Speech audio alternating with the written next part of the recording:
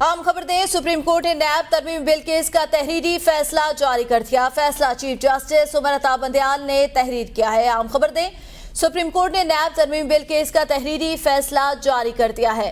فیصلہ chief justice of Pakistan Umar Ata Bandial نے تحریر کیا۔ سپریم کورٹ آف پاکستان نے نیب ترمیمی بل کیس کا تحریری فیصلہ جاری کر دیا ہے۔ فیصلہ چیف جسٹس عمر عطا بندیال نے تحریر کیا ہے۔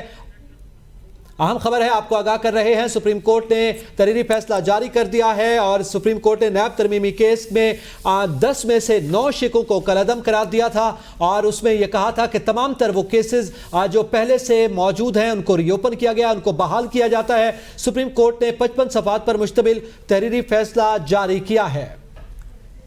آپ کو بتائیں 55 صفحات پر مشتمل تحریری فیصلہ جاری کیا۔ فیصلہ چیف جسٹس آف پاکستان نے جاری کیا۔ جسٹس منصور علی شاہ کا اختلافی نوٹ بھی فیصلے میں شامل ہے۔ آپ کو بتائیں سپریم کورٹ نے نیب ترمیم بل جاری کر دیا۔ سپریم کورٹ نے نیب ترمیم کالعدم قرار دی۔ عدالت نے فیصلے میں قرار دیا کہ عوامی عہدوں پر بیٹھے تمام افراد کے مقدمات بحال کیے جاتے ہیں۔ عدالت نے 50 کروڑ سے حد سے کم ہونے پر ختم ہونے والے تمام مقدمات بحال کر دیے۔